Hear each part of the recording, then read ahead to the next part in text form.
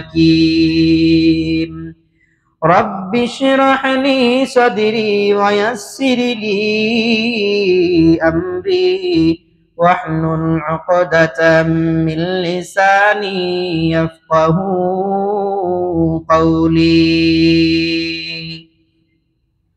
الحمد لله আল্লাহ জাল্লা শানু আম্মা নাওয়ানুহু দরবারে অসংখ্য শুকর আদায় করছি যে রব্বুল আলামিন আমাদেরকে দয়া করে মায়া করে মহব্বত করে ভালোবেসে আল্লাহর ঘর মসজিদে জুমার নামাজ পড়ার উদ্দেশ্যে আসার তৌফিক দান করেছেন। এই জন্য মনিবের দরবারে মাহবুদের দরবারে কালিমাত শুকর আদায় করে সবাই পড়ছি আলহামদুলিল্লাহ। লক্ষ কোটি দুরূদ ও সালাম পেশ করছি সাইয়্যিদুল মুরসালিন রাহমাতুল লিল আলামিন নবিয়ুনা সাইয়্যিদুনা মুহাম্মাদুর রাসূলুল্লাহ সাল্লাল্লাহু আলাইহি ওয়াসাল্লামের উপর মুহাব্বত ভালোবাসা নিয়ে পড়ছি সাল্লাল্লাহু আলাইহি ওয়াসাল্লাম। মুহতারাম হাজিরিন, আমরা ধারাবাহিকভাবে আলোচনা করছিলাম নবীজি সাল্লাল্লাহু আলাইহি ওয়াসাল্লামের জীবনী সম্পর্কে। আমরা এতদিন পর্যন্ত নবীজির জীবনীর একটা অংশ আলোচনা করেছি, আরো কিছু অংশ বাকি আছে। একটা মানুষের জীবনী কয়েকটা ভাগে ভাগ করা যায়। 1 নম্বর হলো তার ব্যক্তিগত জীবন, 2 নম্বর তার পারিবারিক জীবন, 3 নম্বর তার সামাজিক জীবন, 4 নম্বর তার রাষ্ট্রীয় জীবন। এই 4টা জীবন নবীজি সাল্লাল্লাহু আলাইহি ওয়াসাল্লামের ছিল এবং সবগুলি আদর্শ আমাদের জন্য। আমরা এতদিন পর্যন্ত নবীজির যে জীবনী আলোচনা করেছিলাম সেটা হলো নবীজি সাল্লাল্লাহু আলাইহি ওয়াসাল্লামের ব্যক্তিগত জীবন। আজকে থেকে আমরা নবীজির পারিবারিক জীবনী সম্পর্কে আলোচনা করব, এরপরে সামাজিক জীবন, এরপরে আমরা ইনশাআল্লাহ রাষ্ট্রীয় জীবন, নবীজি যে রাষ্ট্র পরিচালনা করেছেন এবং দেশ পরিচালনা করার জন্য ইসলামী হুকুমত কায়েম করার পর নবীজি কিভাবে পরিচালনা করেছেন সে বিষয়ে আলোচনা হবে ইনশাআল্লাহ। আল্লাহ যেন আমাদের সবাইকে সঠিকটা বুঝে তার উপর আমল করা তৌফিক দেন, সবাই পড়ছি আল্লাহুম্মা আমিন। মুহতারাম হাজিরিন, আমরা নবীজি সাল্লাল্লাহু আলাইহি ওয়াসাল্লামের ব্যক্তিগত জীবনের 25টা বছর কিভাবে কেটেছে এর আংশিক কিছু আলোচনা করেছি। গত সপ্তাহে আমরা বলেছিলাম নবীজি সাল্লাল্লাহু আলাইহি ওয়াসাল্লাম 20 বছর বয়সে হেলফুল ফুজুল সংগঠন করেছিলেন। সে হেলফুল ফুজুল সংগঠন এতটাই গুরুত্বপূর্ণ ছিল যে এই সংগঠন গড়ার পরে মক্কা নগরীর পরিবেশ ভিন্ন হয়ে গিয়েছিল। তারিখের কিতাবের মধ্যে আসছে যে নবীজি সাল্লাল্লাহু আলাইহি ওয়াসাল্লাম যখন এই হেলফুল ফুজুল গঠন করেছেন, এই হেলফুল ফুজুল গঠন করার পরে মক্কাতে আর রাহাজানি ছিল না, আর চিন্তায় সন্ত্রাসী এই সমস্ত অপকর্মগুলো ছিল না। এমনকি নবীজির এই সময়ের একজন মানুষ তার মেয়েকে অপহরণ করা হইলে হেলফুল ফুজুল সংগঠনের মাধ্যমে ওই মেয়েটাকে উদ্ধার করা ঘটনাও পাওয়া যায়। এরপর নবীজি সাল্লাল্লাহু আলাইহি ওয়াসাল্লামের পারিবারিক জীবন। আজকে নবীজির পারিবারিক জীবন আলোচনা করব। তো পারিবারিক জীবন আলোচনা করতে গেলে কয়েকটা বিষয় আলোচনা আসবে। 1 নম্বর হলো নবীজি সাল্লাল্লাহু আলাইহি ওয়াসাল্লামের বিবি কতজন ছিলেন, 2 নম্বর হলো নবীজির সন্তান কতজন ছিলেন। এই 2টা আলোচনায় মোটামুটি পারিবারিক জীবনী চলে আসবে ইনশাআল্লাহ। আমরা যতটুকু যদি জানি তাহলে উত্তর দিব। নবীজি সাল্লাল্লাহু আলাইহি ওয়াসাল্লামের বিবি কতজন ছিলেন আমরা কতটুকু জানি? 11 জন ছিলেন। এটাও সঠিক, তবে আরেকটু তথ্য আপনাদেরকে দেই বুঝার জন্য। নবীজি সাল্লাল্লাহু আলাইহি ওয়াসাল্লামের বিবাহ অথবা নবীজি সাল্লাল্লাহু আলাইহি ওয়াসাল্লামের বিবির জায়গায় বিবির হক আদায় করার মতো 15 জন মহিলা ছিলেন। কতজন? 15 জন। কিভাবে ছিলেন এটা বুখারী শরীফের হাদিসেও পাওয়া যায়। নবীজি সাল্লাল্লাহু আলাইহি ওয়াসাল্লামের 15 জন ছিল তার বিবির জায়গায়, আবার কোথাও 17 জনের কথা আছে, কিন্তু 15 জন হলো এটা মশহুর প্রসিদ্ধ। এর মধ্যে থেকে 2 জন ছিলেন ওনার বাদী, 2 জন ছিল ওনার বাদী, আর 2 জন মহিলা ছিল যারা নবীজি সাল্লাল্লাহু আলাইহি ওয়াসাল্লামের সাথে বিবাহ হয়েছিল কিন্তু তাদের সাথে শারীরিক সম্পর্ক হয়নি। তাইলে 15 জন 4 জন চলে গেলে কতজন থাকে? 11 জন থাকে। 11 জন বিবি নবীজির ছিলেন এবং নবীজি একসাথে 9 জন বিবি রাখছেন। তার মানে নবীজি একসাথে 9 জন বিবি ছিল। কিভাবে ছিল? 2 জন বিবি দুনিয়াতে নবীজি থাকতেই দুনিয়া থেকে বিদায় হয়ে গেছিলেন। একজন ছিল হযরত খাদিজাতুল কুবরা রাদিয়াল্লাহু তাআলা আনহা, একজন হযরত সাউদা বিনতে জামআ রাদিয়াল্লাহু তাআলা। দুইজন দুনিয়ায় থাকা অবস্থায় দুনিয়া থেকে বিদায় হয়ে গেছেন, আর বাকি 9 জন স্ত্রী নবীজির জীবদ্দশায় নবীজির সাথে সংসার করেছেন। এই হলো একটা সাকুল্যে। 2 নম্বর কথা, নবীজি সাল্লাল্লাহু আলাইহি ওয়াসাল্লামের ছেলে সন্তান কতজন ছিলেন? নবীজি সাল্লাল্লাহু আলাইহি ওয়াসাল্লামের ছেলে 3 জন ছিলেন। ছেলে কতজন ছিলেন? 3 জন। আর মেয়ে ছিলেন 4 জন। মোট 7 জন সন্তানের বাবা ছিলেন নবীজি সাল্লাল্লাহু আলাইহি ওয়াসাল্লাম। এবার ধারাবাহিকভাবে সেগুলো কথা আসবে। তাহলে আমরা প্রাথমিকভাবে সংখ্যাগুলো জেনে নিলাম, এবার আমরা বিস্তারিত প্রবেশ করছি। নবীজি সাল্লাল্লাহু আলাইহি ওয়াসাল্লামের বলেছিলাম যে 2 জন বাদী ছিল আর 2 জন বিবি ছিল যারা নবীজি সাল্লাল্লাহু আলাইহি ওয়াসাল্লামের সাথে শারীরিক সম্পর্ক করেন নাই। এই 2 জন মহিলার মধ্যে একজন ছিল আসমা, যার নাম ছিল আসমা বিনতে নুমান। এই মহিলা নবীজি সাল্লাল্লাহু আলাইহি ওয়াসাল্লামের সাথে বিবাহ হয়েছে, কিন্তু ওনার সাথে ব্যক্তিগত সেই যে সম্পর্ক সেটা করেন নাই। আরেকজন ছিল ওই মহিলার সেম, সে একজন অহংকারী মহিলা ছিল। নবীজি তার অহংকারের কারণে এবং তার কিছু বদখাসলত ছিল, সেই বদখাসলতের কারণে নবীজি তাকে তালাক দিয়েছিলেন, তার সাথেও নবীজির সম্পর্ক হয়নি। বাকি রইল নবীজি সাল্লাল্লাহু আলাইহি ওয়াসাল্লামের বাকি স্ত্রী কারা কারা ছিলেন। তাইলে আমরা 2 জন হিসাব পাইলাম, বাকি আমরা 11 জন হিসাব নিব ইনশাআল্লাহ। দেখেন, প্রথম স্ত্রী ছিল নবীজি সাল্লাল্লাহু আলাইহি ওয়াসাল্লাম, তার নাম ছিল খাদিজাতুল কুবরা রাদিয়াল্লাহু তাআলা আনহা। খাদিজাতুল কুবরা রাদিয়াল্লাহু তাআলা পুরো নাম হলো খাদিজা বিনতে খুয়াইলিদ। খাদিজা বিনতে খুয়াইলিদ নবীজি সাল্লাল্লাহু আলাইহি ওয়াসাল্লাম বিবাহ করেছেন 25 বছর বয়সে। নবীজির বয়স ছিল 25 বছর, আর আম্মা জানের বয়স ছিল 40 বছর। 15 বছরের ফারাক। চিন্তা করেন, একজন যুবক যিনি 25 বছরের পরিপূর্ণ যুবক, তিনি বিবাহ করতেছেন 40 বছর একজন মহিলাকে।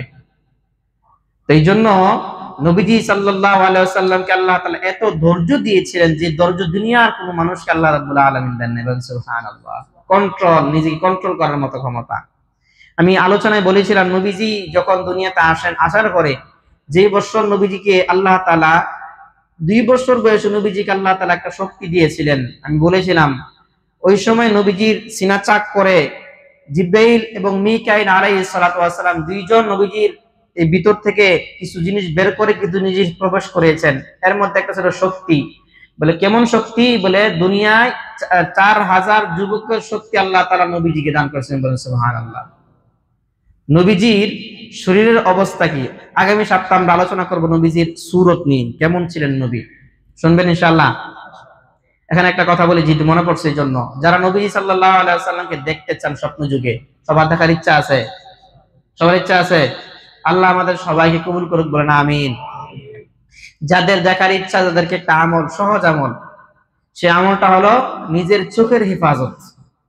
অর্থাৎ এই চোখ দিয়া কোনো পরনারীর দিকে তাকাবো না, এই চোখ দিয়া কোনো গুনাহের জিনিস দেখবো না, এই চোখ দিয়া আমি কোনো খারাপ জিনিস দেখবো না।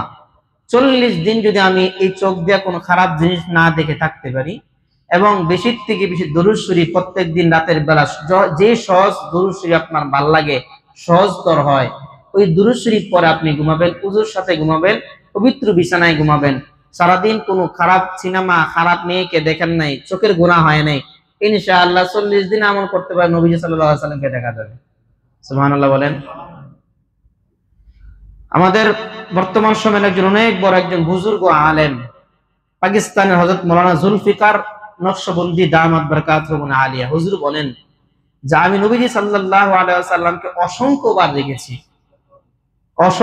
দেখেছি। হুজুরকে জিজ্ঞাসা করা হলো, সম্ভবত 70 বার কথা উল্লেখ করেছেন।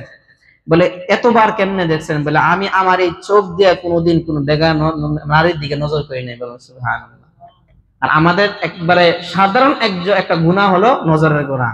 কি বলেন যুবক ভাই বলেন, মুরব্বী বলেন, মানুষের এই চোখের এতটা আমাদের খেয়ানত হয়, চোখের খেয়ানত এতটা আমাদের হয় যেটা কল্পনারও বাইরে। আমাদের মোবাইল হাতে আছে, মোবাইলের মধ্যে অসংখ্য খারাপ ভিডিও, খারাপ বিভিন্ন বিষয় আমাদের সামনে চলে আসে, ইউটিউবের মধ্যে, ফেসবুকের মধ্যে, সেগুলো মজা করে আমরা দেখি। এজন্য যুবক ভাই, যারা আমরা নবীজিকে স্বপ্ন দেখতে চাই, আমাদের চোখের হেফাজত করতে হবে। যেই চোখ দিয়ে আপনি নবীজিকে দেখতে চান, সেই চোখ দিয়ে যদি আপনি শয়তানকে দেখলে হবে? এই যে নারীর গুলো আছে, এগুলো শয়তান না? শয়তান। কারণ কোন ভালো নারী রাস্তায় আসবে না, কোন ভালো নারী কি আসবে না, রাস্তায় আসবে না। আমি হাদিস থেকে বলছি, নবীজি বলছেন আন নিসাউ হাবাইলুশ শাইতান। শয়তান আল্লাহ রাব্বুল আলামিনের কাছে বলেছেন, আল্লাহ আপনি আমাকে আমার রশি দেন, যাকে দিয়ে আমি মানুষকে টানবো। আল্লাহ বলেন কি চাও? বলে আল্লাহ শয়তান আমাকে একটা রশি দেন, সেই রশিটা হলো মহিলা, মহিলা দিয়ে আমি পুরুষ টেনে টেনে খারাপ রাস্তায় নিয়ে যাবো। এই জন্য নবীজি বলছেন আশ-শাইতানু আন-নিসাউ হাবাইলুশ শাইতান, শয়তানের রশি হলো মহিলা জাতি। তাহলে আপনি কি মনে করেন, যেই মহিলাকে শয়তান ব্যবহার করে আপনাকে খারাপ করার জন্য, সেই মহিলাকে আমি না দেখে থাকতে পারি না?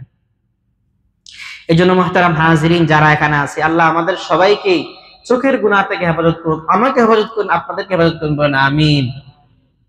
তাই নবীজি সাল্লাল্লাহু আলাইহি ওয়াসাল্লামের অবয়ব আগামী সপ্তাহে আলোচনা হবে।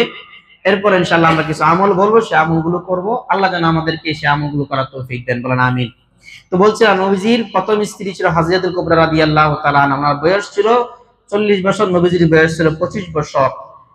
ওনার বিবাহের মজার অনেক কাহিনী আছে, কিন্তু সেইগুলো আমরা বললে আমাদের আলোচনা অনেক দূর চলে যেতে হবে। আমি ওইদিকে বলছি না, সময় খুব সংক্ষেপ। তাহলে খাদিজাতুল কুবরা রাদিয়াল্লাহু তাআলা আনহা, নবীজির এই যে বয়সের ডিফারেন্ট, বয়সের যে পার্থক্য, এটা হলো কেন? আর নবীজি এই বয়সে খাদিজাতুল কুবরাকে বিবাহ করলেন কেন? মুআররিখিন কারাম অনেকগুলো কারণ রেখেছেন, আমি একটা কারণ বলছি। সে কারণটা হলো, নবীজি সাল্লাল্লাহু আলাইহি ওয়াসাল্লাম দুনিয়াতে তার আপনজন কেমন কেউ ছিল না। দুনিয়াতে নবীজি আসার পরে ওনার আব্বা দুনিয়াতে 6 মাস আসার আগেই দুনিয়া থেকে বিদায় হয়ে গেছেন। 6 বছর বয়সে ওনার মা চলে গিয়েছেন, 8 বছর বয়সে ওনার দাদা চলে গিয়েছেন। এরপরে ওনার চাচার কাছে ছিলেন, ওনার চাচাও ওনার সংসার নিয়ে বিভিন্ন ব্যস্ততার কারণে নবীজির জন্য, নবীজিকে এরকম ভাবে তাকে গাইড করবে এমন কোনো মানুষ তখন ছিলেন না। আর নবুয়ত আসার পরে তো আরো সমস্যা, যার কারণে আল্লাহ তাআলা তার হাবিবকে এমন একজন মহিলার কাছে বিবাহের সাথে সম্পৃক্ত করাইলেন, যিনি একদিকে ছিলেন ওই মক্কা নগরীর মধ্যে সবচাইতে বড় বিত্তমান সম্মানী ব্যক্তি এবং সবচাইতে বড় ব্যবসায়িক ছিলেন, এবং তিনি ছিলেন মক্কা নগরীর মধ্যে কুরাইশ বংশের একজন সম্মানিত মহিলা, বলেন সুবহানাল্লাহ। আম্মা জান খাদিজাতুল কুবরা রাদিয়াল্লাহু তাআলা এত দামি ব্যক্তি ছিলেন। নবীজি সাল্লাল্লাহু আলাইহি ওয়াসাল্লাম কি যে মায়ের মমতা যে যা দরকার, একটা মানুষ মায়ের মমতা বলতে বোঝানো হইতেছে এটা, অর্থাৎ উনি অসহায়ত্ব অনুধাবন করতেন, তখন আম্মা জানের কাছে চলে যেতেন। যেমন যখন বুখারীতে হাদিস আছে, যখন নবীজি সাল্লাল্লাহু আলাইহি ওয়াসাল্লামের উপরে কোরআন নাজিল হয়, তখন উনি খুব অসহায়ত্ব বোধ করছেন, শরীরের মধ্যে জ্বর এসে গিয়েছে, 100 উপরের জ্বর। নবীজি ঘরের মধ্যে চলে গিয়া বলছেন, জাম্মিলুনি জাম্মিলুনি, খাদিজা আমাকে তুমি কম্বল দিয়া জড়ায় নাও। মুহতারাম হাজিরিন, রাসূল মকবুল সাল্লাল্লাহু আলাইহি ওয়াসাল্লাম যখন আম্মা জান খাদিজাতুল কুবরা রাদিয়াল্লাহু তাআলা আনহাকে বললেন, আমাকে কম্বল দিয়ে জড়ায় দাও, আম্মা জান নবী সাল্লাল্লাহু আলাইহি ওয়াসাল্লাম কি একটা কম্বলের মধ্যে জড়াইয়া এরকম ভাবে পায়ে বাঁচা দিয়ে ধরে রাখলেন, জড়ায় ধরে রাখলেন।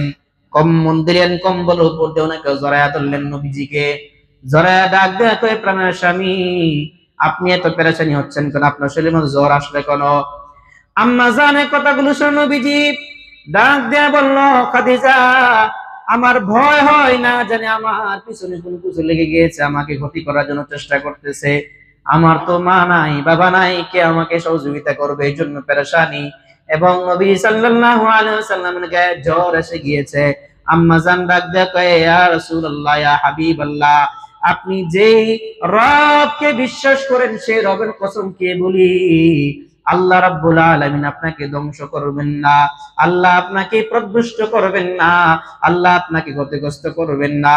কারণ হলো আপনি কোনোদিন কোনো মানুষের ক্ষতি করেন নাই, সমাজের ক্ষেত্রে সমাজের ক্ষতি করেন নাই, কোনো ব্যক্তিকে ব্যক্তিগতভাবে ক্ষতি করেন নাই, বরং আপনি মানুষকে উপকার করতেন। শুধু তাই নয়, বরং আপনি মানুষের ভিতরে দ্বিধাদ্বন্দ্ব থাকলে, বিচ্ছেদ থাকলে সেটাকে আপনি পরিপূর্ণ করে দিতেন, আবার লাগায়া দিতেন। আত্মীয়তা সম্পর্ক বিচ্ছিন্ন হয়ে গেলে সেই আত্মীয়তা সম্পর্ককে আপনি আবার পুনরায় করে দিতেন, সেই নবী আপনি। সুতরাং মনে রাখবেন, যেহেতু সমস্ত মক্কাবাসী আপনার নাম মুহাম্মদ এত সুন্দর নাম, কিন্তু মক্কাবাসী আপনার নাম মুহাম্মদ ডাক দেয় না, আপনার নাম রেখে দিয়েছে আল আমিন, বিশ্বাসী। সুতরাং নবীজি, যেহেতু মক্কার সমস্ত মানুষরা আপনাকে আল আমিন খেতাব দিয়েছে, সুতরাং আপনাকে কোনো মানুষ ক্ষতি করবে না, কোনো জিন জাতীয় আপনাকে ক্ষতি করতে পারবে না। সুবহানাল্লাহ। নবীজিকে এই যে একটা সান্ত্বনা, এই যে একটা নবীজিকে ভরসা দেওয়া, এই ভরসার কারণে নবীজির শরীর অর্ধেকটা সুস্থ হয়ে গেছে, বলেন সুবহানাল্লাহ। এই খাদিজাতুল কুবরা, এই জন্য নবীজিকে আল্লাহ তাআলা তার ঘরে পাঠাইছেন, এবং উনি নবীজি সাল্লাল্লাহু আলাইহি ওয়াসাল্লাম উনাকে বিবাহ করেছেন। উনি অনেক কষ্ট করেছেন, আমরা সবাই ইতিহাস জানি কি পরিমাণ কষ্ট করেছেন। ওই গজলের মধ্যে কয় না, দেখে নবীর মুজিজা ভাগবতী হয় খাদিজা, সপিয়া দিলেন তার জীবন আর জীবন। অর্থাৎ নবীজি সাল্লাল্লাহু আলাইহি ওয়াসাল্লামকে সন্তুষ্টি করার জন্য আম্মা জান খাদিজাতুল কুবরা রাদিয়াল্লাহু তাআলা আনহা জীবনের সব কিছু দিয়ে দিলেন। কেমন কষ্ট করেছেন। হেরা গুহায় গিয়ে দেখেছেন কেউ? হেরা পর্বত, জাবালে নূর, যেখানে কোরআন নাজিল হয়েছে। এখন তো সিঁড়ি আছে, এখন তো উঠা তেমন কোনো কষ্ট না। আর 1400 বছর আগে হেরা পর্বতের মধ্যে আম্মা জান খাদিজাতুল কুবরা রাদিয়াল্লাহু তাআলা আনহা দৈনিক কখনো কখনো 3 বার, কখনো কখনো 1 বার উঠতেন। এমন একটা মানুষ, যে মানুষটা ওই সময় না ছিল সিঁড়ি, না ছিল কোনো কিছু, ওই সময় সেফটি ছাড়া নবীজি সাল্লাল্লাহু আলাইহি ওয়াসাল্লাম 6 মাস পর্যন্ত ওই জায়গার মধ্যে অবস্থান করেছেন। আর 6 মাসের প্রত্যেক দিন খাদিজাতুল কুবরা রাদিয়াল্লাহু তাআলা আনহা নবীজি সাল্লাল্লাহু আলাইহি ওয়াসাল্লামের জন্য খাবার নিয়ে গিয়া ওই জাবাল নূরের মধ্যে উঠে গিয়েছেন। সুবহানাল্লাহ। এখন যারা যুবক আছেন, উনিকে আমার কাছে গল্প করে, হুজুর এই যে জাবাল নূর, হুজুর একবার উঠলে আর শরীরের মধ্যে এনার্জি থাকে না। কি বলেন? যারা কেউ গেছেন ওখানে দেখছেন, কেন কেউ আছেন যে উঠছেন? মাশাআল্লাহ, 2 জন 3 জন, 4 জন, মাশাআল্লাহ, আল্লাহ কবুল করুক। খুব কষ্ট না? খুব কষ্ট। তাহলে এই এই নবীজির এই বিবি প্রত্যেক দিন উঠতেন, চিন্তা করেন, প্রত্যেক দিন উঠতেন। আমাদের 1 ঘন্টা 1 ঘন্টা সময় লাগে না, 1-1.5 ঘন্টা সময় লাগে, আর ওনারা প্রত্যেক দিন উঠতেন 2-3 বার করে। কিভাবে সম্ভব? বলে এটা আল্লাহর রহমত ছাড়া উপায় নাই, বলেন ঠিক কিনা? এই জন্য এই এত কষ্ট করেছেন স্ত্রীর, স্বামীর জন্য, নবীজি সাল্লাল্লাহু আলাইহি ওয়াসাল্লামের জন্য। এই জন্য খাদিজাতুল কুবরা রাদিয়াল্লাহু তাআলা আনহা আল্লাহ তাআলা এত দাম দিয়েছেন। আল্লাহ রাব্বুল আলামিন স্বয়ং খাদিজাতুল কুবরা রাদিয়াল্লাহু তাআলা আনহাকে সালাম দিয়েছেন। একদিন জিবরাইল এসে বলছে, ইয়া রাসূলুল্লাহ, আপনাকেও সালাম এবং আপনার বিবিকেও সালাম। বলে, আমাকে বিবিকে কেন সালাম দেয়া? বলে, আল্লাহ সালাম দিয়েছেন। কেন? বলে, আপনার জন্য খাদিজা যে পরিমাণ মেহনত করেন, যে পরিমাণ খেদমত আপনার জন্য করেন, আল্লাহ সন্তুষ্ট হইয়া খাদিজার জন্য সালাম পাঠিয়ে দিয়েছেন। সুবহানাল্লাহ। তাহলে প্রথম স্ত্রীর নাম কি বললাম? খাদিজাতুল কুবরা রাদিয়াল্লাহু তাআলা আনহা। 2 নম্বর বিবি সাউদা বিনতে জামআ রাদিয়াল্লাহু তাআলা আনহা। সাউদা বিনতে জামআ রাদিয়াল্লাহু তাআলা আনহা উনিও নবীজি সাল্লাল্লাহু আলাইহি ওয়াসাল্লামের দ্বিতীয় বিবি। এখানে একটা কথা বলে নেই, নবীজি দ্বিতীয় এবং তৃতীয় বিবি হযরত আয়েশা সিদ্দিকা এবং সাউদা বিনতে জামআ দুইজনকে একই প্রস্তাবের মাধ্যমে বিবাহ হয়েছে। কেমন? যখন খাদিজাতুল কুবরা রাদিয়াল্লাহু তাআলা আনহা, নবীজির বয়স যখন 50 বছর, তো আর তখন খাদিজাতুল কুবরা রাদিয়াল্লাহু তাআলা আর আনহার বয়স আরো 15 বছর বেশি। তার মানে কত বছর হবে? 65 বছর, ঠিক না? মোটামুটি বৃদ্ধা হয়ে গেছেন। ওই অবস্থায়, অসুস্থ অবস্থায় নবীজি সাল্লাল্লাহু আলাইহি ওয়াসাল্লাম অসহায় হয়ে গেলেন। তখন নবীজি সাল্লাল্লাহু আলাইহি ওয়াসাল্লাম চিন্তা করলেন কি, তখন নবীজি মক্কায়, মদিনায় যান নাই।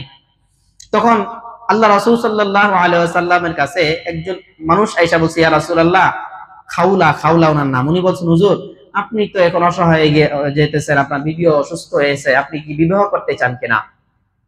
তো নবীজি সাল্লাল্লাহু আলাইহি ওয়াসাল্লাম, অথবা নবীজি খাদিজা রাদিয়াল্লাহু তাআলা আনহার ইন্তেকালের পরের ঘটনা হতে পারে, যে নবীজিকে বলা হয়েছে, হুজুর আপনি অসহায় হয়ে গেছে, আপনি বিয়ে করতে চান কিনা? তো নবীজি সাল্লাল্লাহু আলাইহি ওয়াসাল্লাম কিছু বলেন না। ওই খাউলা আবারও বলতেছেন, হুজুর আপনি যদি বিবাহ করতে চান তাহলে 2টা রাস্তা। একটা হলো আপনি যদি কুমারী বিবাহ করতে চান তাও দেওয়া হবে, আপনি যদি কোনো বিধবা মহিলাকে বিয়ে করতে চান তাও দেওয়া হবে। তো নবী জিজ্ঞাসা করলেন যে বিধবা কে এবং বিধবা কে এবং কুমারী মেয়ে কে? তখন বলা হইলো বিধবা হইল হযরত সাউদা বিনতে জামআ। তিনি অনেক বয়স্ক ছিলেন, ওনারও স্বামী দুনিয়া থেকে বিদায় হয়ে গিয়েছেন, তবে উনি খুব বিচক্ষণ মানুষ, উনি খুব বুদ্ধিমতী একজন মানুষ, সুতরাং তাকে আপনি বিয়ে করতে পারেন। আর 2 নম্বর বলে হযরত আয়েশা সিদ্দিকার কথা বলা হলো, তখন ওনার বয়স মাত্র 6 বছর বয়স। মজার কথা হলো ওনার বয়স যখন 5 বছর, তখন ওনার কাছে বিয়ের পয়গাম আসছে। কত বছর? নাস্তিকরা আমাদেরকে একটা কথা বলে দেয় না যে নবীজি আম্মা জানকে খুব অল্প বয়সে বিয়ে করছেন, এই জন্য নবীজি ইনসাফ করেন না, নবীজি গালি দেয়, আছে না নাস্তিকরা? ওই জামানায় সিস্টেমই ছিল যে মানুষকে অল্প বয়সে বিয়ে দেয়। এই বাহরাইনে এখনো আছে।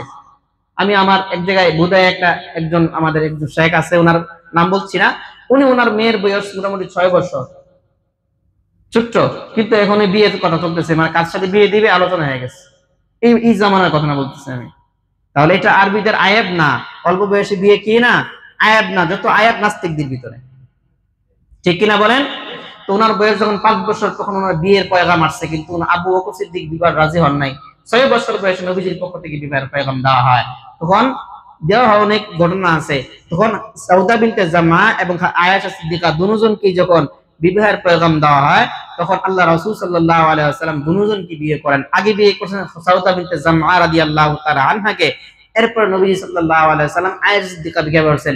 বিয়ে করলে কি হবে, যেহেতু 6 বছর বয়সের জন্য উঠান নাই, যখন 9 বছর বয়স অর্থাৎ 50 বছর 51 বছর বিয়ে করেছেন। এরপরে উনি যখন মক্কা থেকে মদিনায় চলে গেছেন, মদিনায় গিয়েছেন 53 বছর বয়সে, এরপর আরো 2 বছর বয়স, এভাবে মোটামুটি ওনার বয়স যখন 9 বছর হয়ে গিয়েছে, বিয়ের 9 বছর বয়স যখন হয়েছে, তখন আম্মা জান আয়েশা সিদ্দিকা রাদিয়াল্লাহু তাআলা আনহাকে নবীজি তার কোলের মধ্যে উঠিয়ে নিয়েছে। তাহলে সাউদা বিনতে জামআ উনি একজন বৃদ্ধা মহিলা, নবীজি তাকে বিয়ে করেছেন কেন? বলে খাদিজাতুল কুবরা রাদিয়াল্লাহু তাআলা আনহার গর্ভে সমস্ত সন্তান আসছিল, একমাত্র ইব্রাহিম ছাড়া, অর্থাৎ নবীজির প্রথম সন্তান আবুল কাসেম রাদিয়াল্লাহু তাআলা আনহু এবং আব্দুল্লাহ বা তাইব, এই 2 জন সন্তান ছেলে সন্তান। আর মেয়ে যে সন্তানগুলো আছে এরাও আম্মা জানের ঘরে আসছে, যার কারণে সবাই মোটামুটি বড় হয়ে গিয়েছেন, বাচ্চাগুলো আছে। এই জন্য নবীজি সাউদা বিনতে জামআকে বিয়ে করে সন্তানদের দেখভাল করার জন্য তাকে রেখে দিয়েছিলেন। বুঝে আসছে? তা নবীজির বয়স যখন মোটামুটি 50-এর উপরে, তখন নবীজি আরো বিবাহ করেছেন। তাহলে বুঝা গেছে 50 বছর বয়সে 6 বছর বাচ্চাকে বিয়ে করেছেন। এটা কোন বড় কোন আয়াবের বিষয় না, এটা কোন লুবের বিষয় না। বুঝে আসছে কিনা ভাই? এই জন্য নাস্তিকরা যে কথাগুলো বলে, তারা ইতিহাস না জানার কারণে, ইতিহাসকে সঠিকভাবে না জানার কারণে বিভিন্ন প্রশ্ন করে। আল্লাহ তাদের সবাইকে হেদায়েত দান করুন, বলেন আমিন। তাহলে 2 নম্বর 3 নম্বর চলে গেল। 3 নম্বর স্ত্রী হযরত আয়েশা সিদ্দিকা রাদিয়াল্লাহু তাআলা আনহা। আয়েশা সিদ্দিকার ঘটনা অনেক লম্বা, অনেক কথা, কিন্তু আমরা সেদিকে গেলে আমাদের মূল কথা আমরা আজকে শেষ করতে পারবো না, এই জন্য আয়াত অতিরিক্ত পর্যন্ত রেখে দিলাম। 4 নম্বর উম্মুল মুমিনিন হযরত হাফসা বিনতে উমর ফারুক রাদিয়াল্লাহু তাআলা আনহা। হাফসা রাদিয়াল্লাহু তাআলা আনহা, উনি উমর রাদিয়াল্লাহু তাআলা আনহুর মেয়ে ছিল। উনিও আরেকজনের সংসার করেছেন, পরবর্তী নবীজি সাল্লাল্লাহু আলাইহি ওয়াসাল্লাম তাকে বিবাহ করেছেন, ওনারও ইতিহাস আছে। 4 নম্বর। 5 নম্বর হযরত উম্মে সালামা বিনতে উমাইয়া আবু উমাইয়া, উম্মে সালামা রাদিয়াল্লাহু তাআলা ওনাকেও নবীজি বিবাহ করেছেন। ওনার বয়স, ওনারও আরো স্বামী ছিল এবং উনি তাকে বিয়ে করেছেন। ওনার স্বামীর নাম ছিল আবু সালমা। আবু সালামার বিবি উম্মে সালামা, উনাকে নবীজি সাল্লাল্লাহু আলাইহি ওয়াসাল্লাম বিবাহ করেছেন। এরপর নবীজি সাল্লাল্লাহু আলাইহি ওয়াসাল্লাম বিবাহ করেছেন আরো যাদেরকে, হযরত সাউদা বিনতে জামআ, কি বলে জাইনাব বিনতে খুজাইমা, এবং এরপরে জাইনাব বিনতে জাহাশ, নবীজি সাল্লাল্লাহু আলাইহি ওয়াসাল্লাম বিবাহ করেছেন। জাইনাব বিনতে জাহাশ, জাইনাব বিনতে খুজাইমা, এদেরকে নবীজি সাল্লাল্লাহু আলাইহি ওয়াসাল্লাম বিবাহ করেছেন। এবং হযরত রাসূলুল্লাহ সাল্লাল্লাহু আলাইহি ওয়াসাল্লাম এই যে বিবাহ করেছেন, সবগুলো বিবাহ আল্লাহ রাব্বুল আলামিন নবীজিকে ইশারা করেছেন, আল্লাহ তাআলা বলেছেন এজন্য করেছেন। কখনো কখনো নবী বিবাহ করেছেন ইসলামের স্বার্থে, যেমন কথার কথা একজন মহিলাকে জুয়াইরিয়া, ওনাকে বিবাহ করেছেন নবীজি সাল্লাল্লাহু আলাইহি ওয়াসাল্লাম। কেন? উনি একজন ভালো ধনাঢ্য ব্যক্তির মেয়ে ছিলেন এবং ওই সময়ের মধ্যে উনি একজন রাজা পর্যায়ের ব্যক্তি ছিলেন। ওনার মেয়েকে বিবাহ করার উদ্দেশ্য ছিল যে ওনাকে বিবাহ করার মাধ্যমে ইসলাম এবং মুসলমানদের মধ্যে, তার এবং মুসলমানদের মধ্যে একটা দ্বন্দ্ব ছিল, সেই দ্বন্দ্বটা দূর করা, নবীজি তাকে বিবাহ করার মাধ্যমে দ্বন্দ্ব দূর করতেন। জাইলে জামানা একটা নিয়ম ছিল, যদি কার সাথে সম্পর্ক করে ফেলতো, বিবাহের সম্পর্ক হয়ে যেত, তখন তাদের শত্রুতা ভুলে যেত। এই জন্য এই যে জুয়াইরিয়া রাদিয়াল্লাহু তাআলা আনহাকে বিবাহ করেছেন নবীজি একমাত্র মুসলমানদের উপকারের জন্য। বুঝে আসছে? জুয়াইরিয়া বিনতে হারিস ইবনে জিরার। তো নবীজি সাল্লাল্লাহু আলাইহি ওয়াসাল্লাম এভাবে বিভিন্ন বিবাহ করেছেন, মোটামুটি 11 জন বিবি কি আল্লাহ রাসূল সাল্লাল্লাহু আলাইহি ওয়াসাল্লাম বিবাহ করেছেন। এরপরে নবীজি সাল্লাল্লাহু আলাইহি ওয়াসাল্লামের স্ত্রী ছিল মাইমুনা বিনতে হারিস, এরপরে উম্মে হাবিবা, এই হলো 11 জন স্ত্রী। এই 11 জন স্ত্রীর ইতিহাস বলার সময় নামগুলো আপনাদের সামনে বললাম। আর 2 জন ছিল বাদী। এক নম্বর ছিল মারিয়া কিপ্তিয়া। মারিয়া কিপ্তিয়া নবীজি সাল্লাল্লাহু আলাইহি ওয়াসাল্লামকে ইস্কান্দারিয়ার একজন বাদশা নবীজিকে উপহার হিসেবে মারিয়া কিপ্তিয়াকে দিয়েছিলেন। আর একজন ছিল রাইহানা বিনতে শামউন। রাইহানা বিনতে শামউন ছিলেন একজন বাদী। এই 2 জন বাদী নবীজির ছিলেন। তাহলে মোটামুটি 15 জনের হিসাব পাইলাম তো আমরা। এই 15 জন নবী সাল্লাল্লাহু আলাইহি ওয়াসাল্লামের ছিল। আর 2 জন মহিলার নাম বলা হয়, যে নাম যে নবী সাল্লাল্লাহু আলাইহি ওয়াসাল্লামের একজন মহিলার বলা হয়েছে যে নাফিসা একজন ছিল, উনিও বাদী ছিলেন, কিন্তু ওনার তেমন ইতিহাস পাওয়া যায় না। তো নবীজি সাল্লাল্লাহু আলাইহি ওয়াসাল্লামের মোটামুটি পারিবারিক জীবনের একটা অংশ আপনাদের সামনে বললাম। 2 নম্বর, নবীজি সাল্লাল্লাহু আলাইহি ওয়াসাল্লামের ছেলে। নবীজি সাল্লাল্লাহু আলাইহি ওয়াসাল্লামের ছেলে কতজন ছিল বলেছিলাম? 3 জন ছিল। একজন ছিলেন, নাম ছিল কাসেম। কাসেম রাদিয়াল্লাহু তাআলা আনহু, ওনার বয়স যখন 4 বছর বয়স, তখন দুনিয়া থেকে বিদায় হয়ে গেছে। নবীজির বয়স যখন 35 বছর, তখন কাসেম দুনিয়াতে আসেন। 4 বছর বয়স হওয়ার পর নবীজি সাল্লাল্লাহু আলাইহি ওয়াসাল্লাম উনি দুনিয়া থেকে বিদায় হয়ে গেছেন। কাসেমকে নবীজি খুব পছন্দ করতেন। সবাই নবীজিকে আবুল কাসেম মুহাব্বত বলতেন।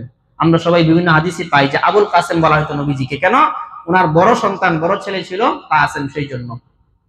2 নম্বর সন্তান হলো আব্দুল্লাহ। এখানে একটা কথা বলে দিই, নবীজি সাল্লাল্লাহু আলাইহি ওয়াসাল্লামের বাবার নাম ছিল কি? আব্দুল্লাহ। আবার নবীজি সাল্লাল্লাহু আলাইহি ওয়াসাল্লামের ছেলের নাম ছিল কি? আব্দুল্লাহ। নবীজি সাল্লাল্লাহু আলাইহি ওয়াসাল্লামের নাতির নাম ছিল আব্দুল্লাহ। আবার জাইনাব, নবীজি সাল্লাল্লাহু আলাইহি ওয়াসাল্লাম 2 জন বিবির নাম ছিল জাইনাব। জাইনাব বিনতে জাহাশ, জাইনাব বিনতে খুজাইমা, 2 জন বিবির নাম ছিল জাইনাব। আবার ওনার মেয়ের নাম ছিল জাইনাব। আবার ওনার নাতির নাম হুসাইন রাদিয়াল্লাহু তাআলার মেয়ের নাম ছিল জাইনাব। বুঝা আসছে? এই জন্য কারবালার ইতিহাসের মধ্যে জাইনাব নাম আসছে, দেখবেন ওটা নবীজির নাতির নাম, নাতনির নাম। বুঝা আসছে? এই নামগুলো আরবের মধ্যে একই নাম একাধিক বংশে রাখা যাইতো, এর কোনো আয়াত ছিল না। এই জন্য দেখবেন আব্দুর রহমান বিন আব্দুল্লাহ বিন আব্দুর রহমান বিন আব্দুল্লাহ এরকম নাম বহু জায়গায় পাওয়া যায় এখনো। বুঝা আসছে? তো নবীজির বাবার নাম ছিল আব্দুল্লাহ, ছেলের নাম ছিল আব্দুল্লাহ, নাতির নাম ছিল আব্দুল্লাহ। নবীজির বিবির নাম ছিল জাইনাব, আবার মেয়ের নাম ছিল জাইনাব, আবার নাতনির নাম ছিল কি? জাইনাব। বুঝা আসছে? যাই হোক, তো নবীজি সাল্লাল্লাহু আলাইহি ওয়াসাল্লামের প্রথম সন্তান আবুল কাসেম। আবুল কাসেমের পরে ওনার 2 নম্বর সন্তান হলো আব্দুল্লাহ। আবুল কাসেমের বয়স 4 বছর হওয়ার পর দুনিয়া থেকে বিদায় হয়ে গেছেন। আব্দুল্লাহ কেউ বলেছেন 6 মাস দুনিয়াতে ছিলেন, এরপর দুনিয়া থেকে বিদায় হয়ে গেছেন। আব্দুল্লাহ কয়েকটা নাম পাওয়া যায়, একটা হলো তাহের, আবার কেউ বলেছেন তাইয়িব। এই 2টা নামই আব্দুল্লাহর নাম বলা হয়েছে। আর কেউ কেউ বলেছেন যে না, আরেকটা সন্তান ছিল তাইয়িব, তবে এটা মশহুর না এবং এটা সত্য না। সঠিকটা হলো একজন নাম ছিল আব্দুল্লাহ, ওনার নাম লকবি নাম ছিল তাইয়িব এবং তাহের। 3 নম্বর সন্তান ছিল ইব্রাহিম রাদিয়াল্লাহু তাআলা আনহুম। ইব্রাহিম নবীজি সাল্লাল্লাহু আলাইহি ওয়াসাল্লামের শেষ সন্তান, অর্থাৎ 8ম হিজরিতে নবীজি সাল্লাল্লাহু আলাইহি ওয়াসাল্লামের এই সন্তান দুনিয়াতে আসছে। নবীজির খুব বেশি মায়ার ছিল সেই ইব্রাহিম। উনি দুনিয়াতে বেঁচেছিলেন মাত্র 17 মাস। কত মাস? 17 মাস। 17 মাসে হওয়ার পর অনেক বাচ্চা দেখবেন অল্প বয়স, কিন্তু চেহারায় বা ইয়তে তার স্বাস্থ্যগত দেখতে বড় দেখা যায়, এমন আছে না? তো ইব্রাহিম ওনারও এমন ছিল, উনি 17 মাস, কিন্তু এমন ভাবে চলাফেরা করতেন। ওই সময় তো ছোট মানুষ, এরপরও নবীজির হুবহু ফটোগ্রাফি করতেন ইব্রাহিম রাদিয়াল্লাহু তাআলা আনহু। সুবহানাল্লাহ। মুহতারাম হাজিরিন, ইব্রাহিম রাদিয়াল্লাহু তাআলা আনহু, 2 মিনিট আমাদের সময় শেষ হয়ে গেছে, 2 মিনিট শেষ করে দিচ্ছি। ইব্রাহিম রাদিয়াল্লাহু তাআলা আনহু দুনিয়ার মধ্যে আসার পরে নবীজি সাল্লাল্লাহু আলাইহি ওয়াসাল্লামকে জিবরাইল সংবাদ দিয়েছেন, ইয়া রাসূলুল্লাহ, আসসালাতু ওয়াসসালামু আলাইকা ইয়া আবা ইব্রাহিম। হে ইব্রাহিমের বাবা, আপনাকে সালাম। রাসূলুল্লাহ সাল্লাল্লাহু আলাইহি ওয়াসাল্লাম জিবরাইলকে বলেন, জিবরাইল, আমাকে আবা ইব্রাহিম বললা কেন? জিবরাইল ডাক দেয়া বলল, ইয়া রাসূলুল্লাহ, আল্লাহ তাআলা আপনাকে একটা সন্তান দান করবেন, যে সন্তানের নাম হবে ইব্রাহিম।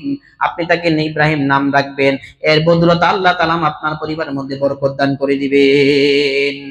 2 নম্বর, ইয়া রাসূলুল্লাহ, ইয়া হাবিবাল্লাহ, আপনার সন্তান এমন দামি হবে যে সন্তানটা আল্লাহ রাব্বুল আলামিন নিজে নাম রেখে দিয়েছেন।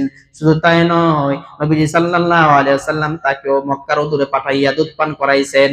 ওই সন্তান যখন দুনিয়া থেকে বিদায় হয়ে যায়, আল্লাহ রাসূল সাল্লাল্লাহু আলাইহি ওয়াসাল্লাম আবু বকর সিদ্দিক রাদিয়াল্লাহু তাআলা আনহু এবং ওমর রাদিয়াল্লাহু তাআলার সামনে কাঁদতেছেন। নবীজি অজরে কাঁদেন। জিবরাইল হযরত আবু বকর ডাক দেয়া, ইয়া রাসূলুল্লাহ, আপনি কাঁদেন কেন? ইয়া হাবিবাল্লাহ, আপনি তো এমন একজন পয়গম্বর, আপনি এমন একজন নবী, যেই নবী কখনো আল্লাহর উপরে কোনো অভিযোগ উঠান না, কখনো কষ্ট নেন না। সেই নবী যদি কাঁদেন তাহলে আমরা তো কি শিক্ষা নিব? আপনি তো নিষেধ করেছেন সন্তান আল্লাহর সম্পদ, মালও আল্লাহর সম্পদ, সন্তান হারায় গেলে ধৈর্য ধরার জন্য বলেছেন, কিন্তু আপনি কাঁদেন কেন?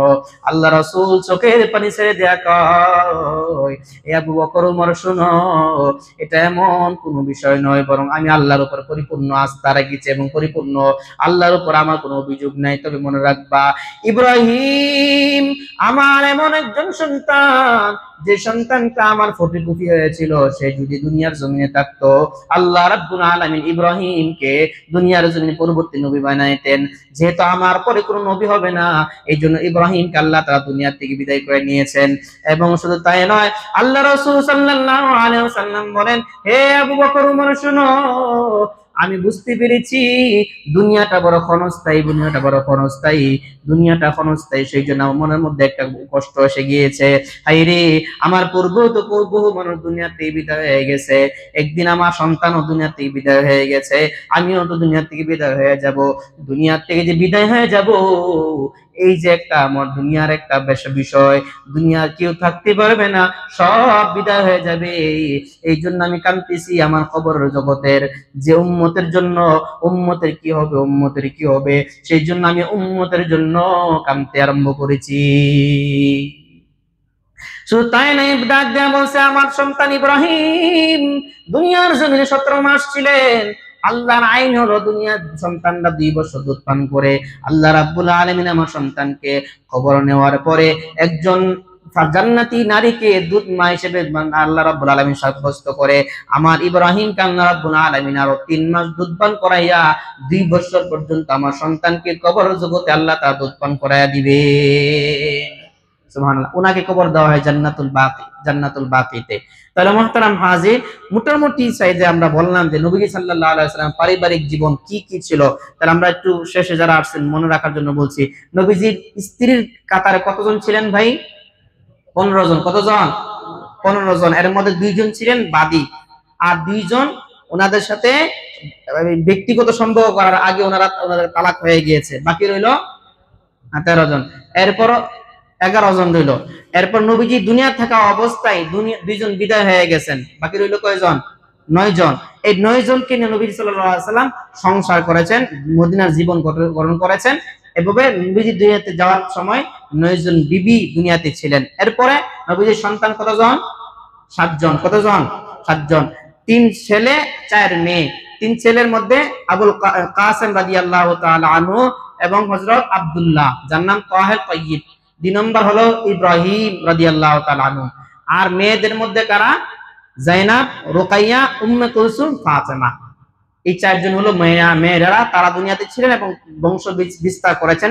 তাদের বংশে অনেক সময় আমাদের বাংলাদেশের বিভিন্ন জায়গায় দেখা যায় যে নবীর বংশ মানে কি, তারা হলো ওই নবীর মেয়েদের বংশ থেকে বর্তমানে যারা নবীর বংশ দাবি করে। সঠিক বুঝে আসছে? তো নবীর মেয়ের সম্পর্কে কিছু কথা আছে, যদি সম্ভব হয় বলবো আগামী সপ্তাহ। আর আগামী সপ্তাহে ইনশাআল্লাহ আমরা আলোচনা করব নবীজির অবয়ব, সূরতুন নবী সাল্লাল্লাহু